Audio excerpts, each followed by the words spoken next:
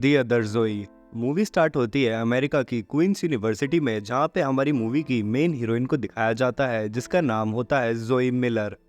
अब वो अपनी क्लास में बाकी स्टूडेंट्स के साथ बैठी हुई थी और तभी उनकी टीचर उनसे वैलेंटाइंस डे के बारे में बात करने लगती है, क्योंकि उस दिन वैलेंटाइंस डे था। और तभी उसी की क्लास की एक स्टूडेंट जिसका नाम था बेका, वो सामने आकर उन सब को वैलेंटाइंस डे की एक स्टोरी सुनाती है। जब वो स्टोरी खत्म होती है तो सब लोग तालियां बजाकर उसे अप्रिशिएट करते हैं, लेकिन जोई को कुछ फर्क नहीं पड़ता। वो खड़ी होकर पूरी क्लास से कहती है कि वैलेंटाइंस डे का ये कॉन्सेप्ट एकदम नया है, ये एक मॉडर्न डे कॉन्सेप्ट है और इसका कनेक्शन से कोई लेना देना नहीं है। ये तो बस बड़ी बड़ी कंपनियां जो चॉकलेट्स और टेडी बियर्स बनाती हैं, वो इसे इतना ज़्यादा प्रमोट करती हैं ताकि उनके प्रोडक्ट्स बिक सकें।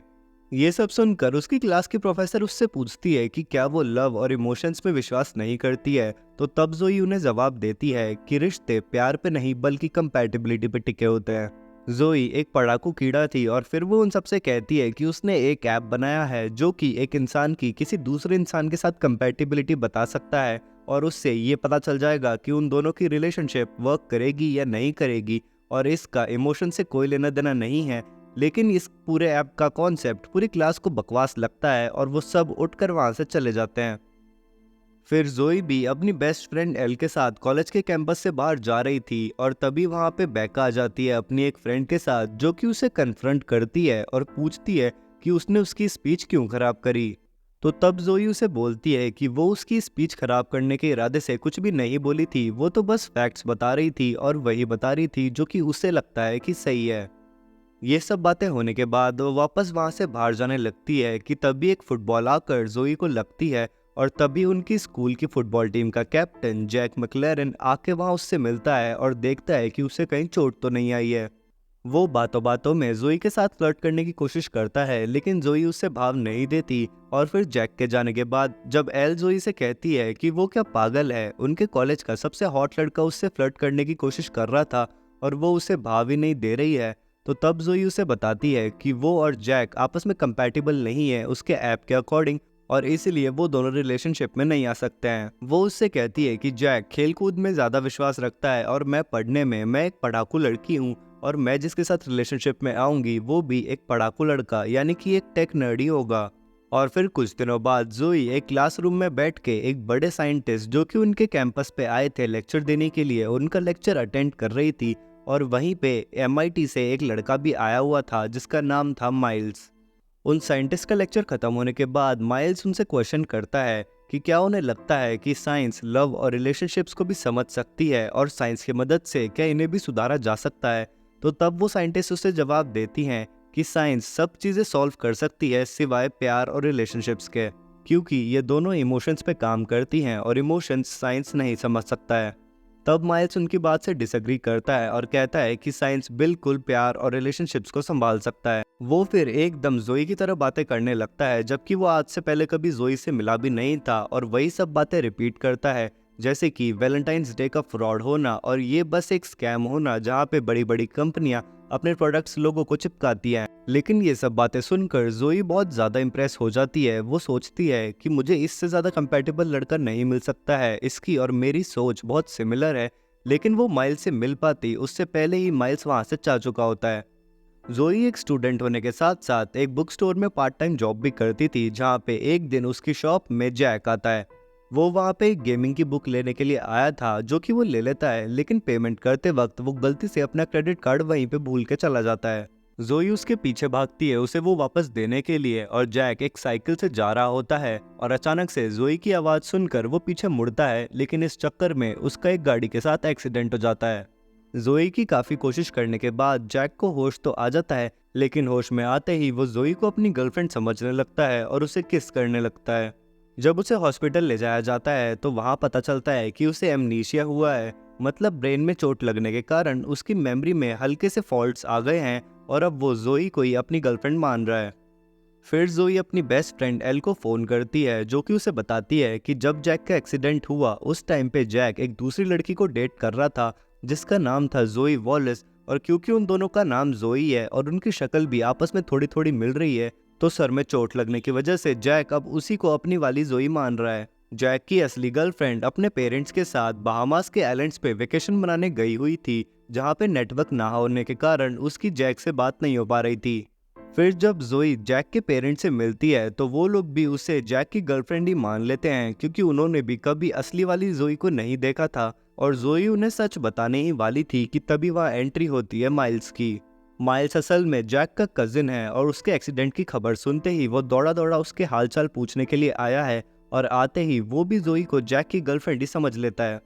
वो जैक का कजिन है ये बात जानते ही जोई उन्हें सच बताने का आइडिया गिरा देती है, क्योंकि उसे लगता है कि ऐसे वो माइल्स के ज़्यादा करीब रह पाएगी।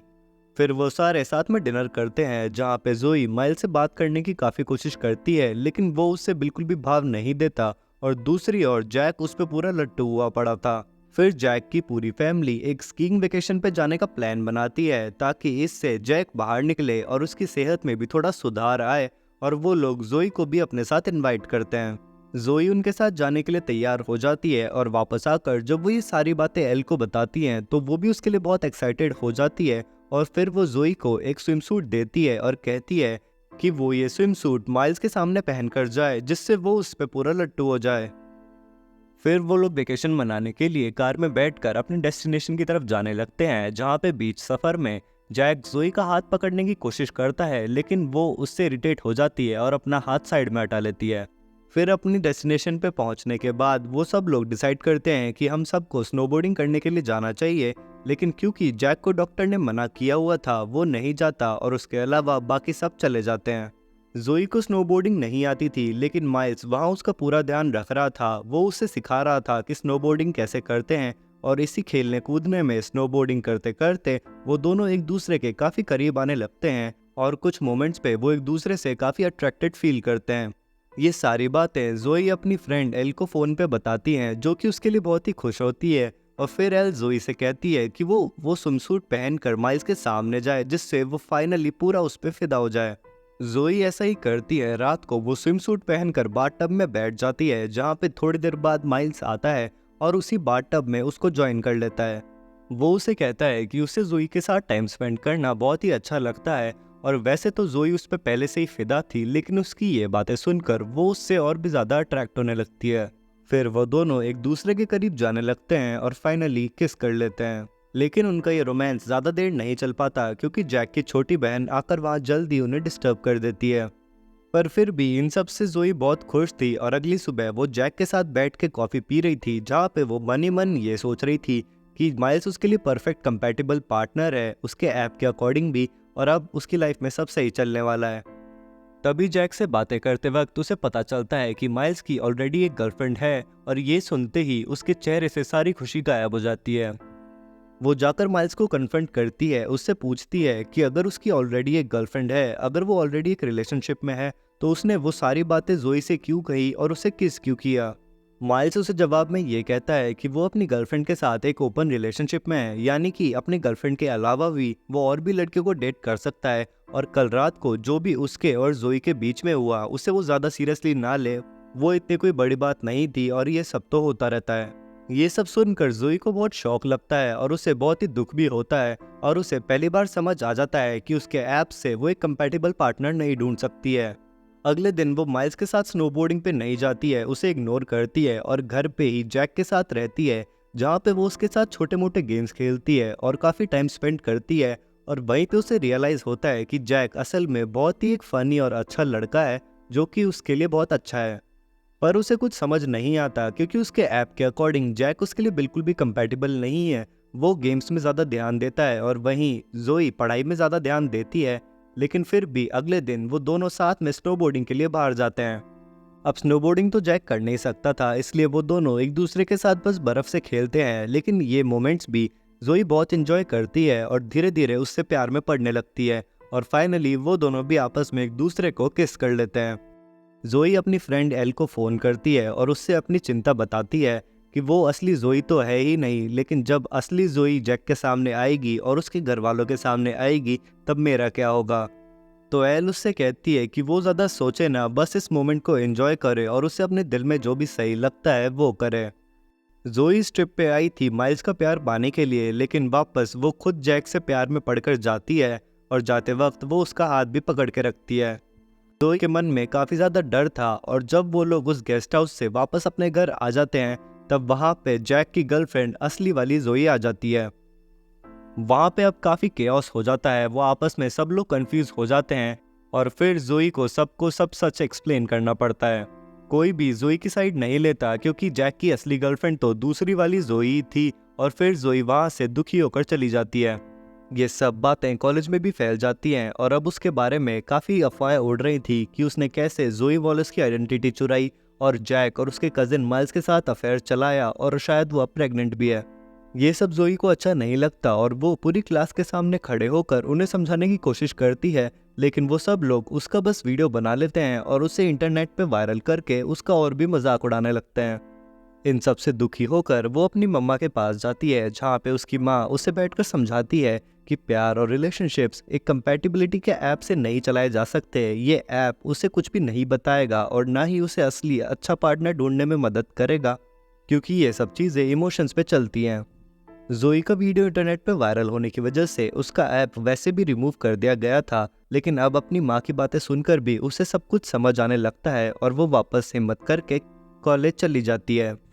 वहाँ उसे बैका मिलती है जो कि उसे बताती है कि उनके कॉलेज में एक जैम फेस्ट हो रहा है जहाँ पे सब लोग कपल्स में पार्टी करेंगे और उसके लिए उन लोगों को एक वेबसाइट बनवानी है जहाँ पे वो लाइव स्ट्रीमिंग कर पाएँ। अब क्योंकि जोई एक टेक नर्ड थी, वो उनके लिए वो वेबसाइट बना देती है और पार्टी वाले दिन वो सब लोग पार्टी कर रहे होते हैं और जोई घर पे बैठकर उनकी वो लाइव स्ट्रीम देख रही होती है। वो देख रही होती है कि सब लोग अपने अपने पार्टनर्स के साथ खूब डांस कर रहे हैं, खूब मज़े कर रहे हैं, बैका भी और उसकी दोस्त एल भी। पर थोड़ी देर बाद ही एल उसके घर पहुंच जाती है और दौड़ती हुई उसके कमरे में आती है।